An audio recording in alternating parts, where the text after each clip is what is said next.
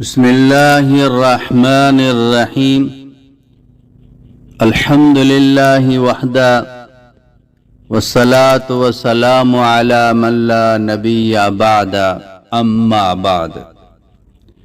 یہ وظیفہ بہت ہی خاص، بہت ہی مجرب وظیفہ ہے۔ یہ وظیفہ قرآن پاک میں موجود ہے اور ایک نبی نے یہ وظیفہ پڑھا، یہ دعا کی۔ ہم بھی یہ وظیفہ پڑھیں، وَكَذَلِكَ نُنْجِي الْمُؤْمِنِينَ۔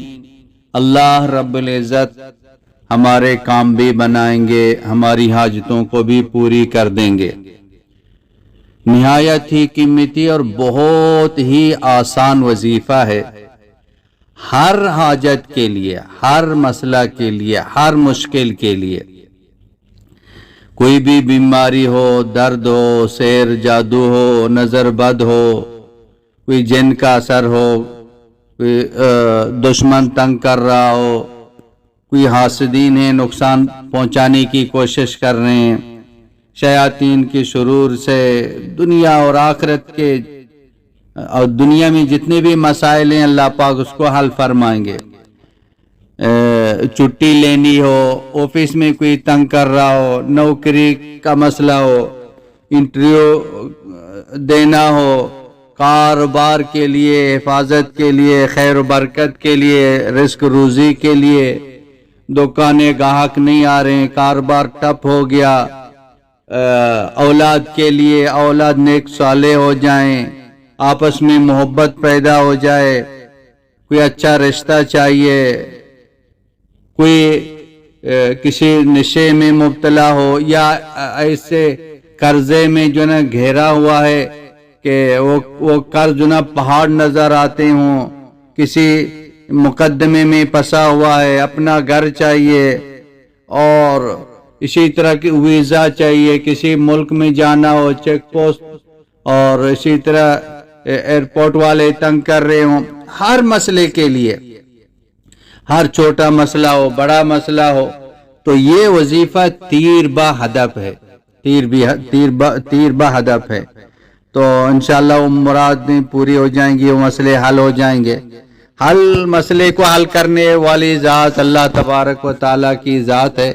یہ جو وظائف ہیں، یہ دعائیں ہیں، ہم اللہ پاک سے دعائیں مانگ رہے ہیں۔ ہاں، ہم اللہ پاک کو راضی کریں، نافرمانی سے بچیں، 5 وقت نماز پابندی کے ساتھ پڑھیں، سنتوں کے مطابق اپنی زندگی گزاریں۔ یہ دعائیں پڑھیں گے، اللہ پاک دعاؤں کو قبول کر لے گا، اللہ پاک مسئلوں کو حل کر لے گا۔ ایک تو یہ جو دعا ہے، حضرت موسیٰ علیہ السلام نے یہ دعا کی تھی، جو اللہ پاک کا لاڈلا رسول کلیم اللہ پاک باتیں فرماتے تھے۔ 27-28 پاروں میں موسیٰ علیہ السلام کا ذکر ہے، اولو العزم پیغمبروں میں سے ہے، رسول تھے، نبی تھے، تورات کی کتاب اللہ نے نازل فرمائی تھی۔ تو یہ دعا سیدنا موسیٰ علیہ السلام نے کی تھی، اللہ پاک نے قبول کی۔ تو قرآن ہم سب کے لیے، تمام مومنوں کے لیے، اللہ پاک ہماری بھی حاجتوں کو پوری فرما دیں گے۔ تو بہت ہی مشہور یہ دعا ہے۔ اس دعا میں موسیٰ علیہ السلام نے جو نا بہت ساری دعائیں مانگی تھی، اور ان میں سے صرف ایک حصہ جو ہماری حاجت کے لیے ہے، ہم وہ وظیفہ پڑھیں گے۔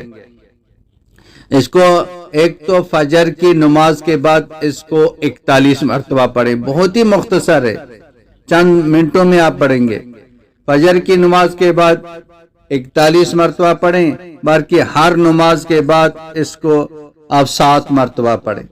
باقی آپ کی جو حاجت ہے، اس حاجت کے لیے، اس کام کے لیے آپ جا رہے ہیں، بس اسی کو پڑھتے چلے جائیں، پڑھتے چلے جائیں، پڑھتے چلے جائیں، انشاءاللہ اللہ پاک کام بنا دے گا۔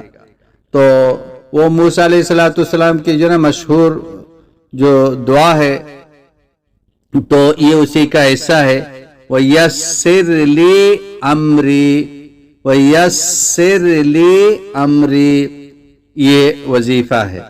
اسی کو 41 مرتبہ فجر کے بعد، ہر نماز کے بعد 7 مرتبہ.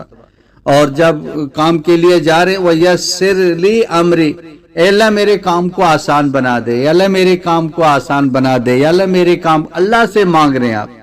جو بھی آپ کا کام ہے پڑھتے ہوئے اس کی نیت کر کے جو نا آپ اسی کو پڑھتے رہے، یا اللہ میرا کام آسان بنا دے. انشاءاللہ اللہ پاک کام آسان بنا دے گا. بہت ہی مجرب، صدیوں سے جو نا آزمایا ہوا یہ وظیفہ ہے.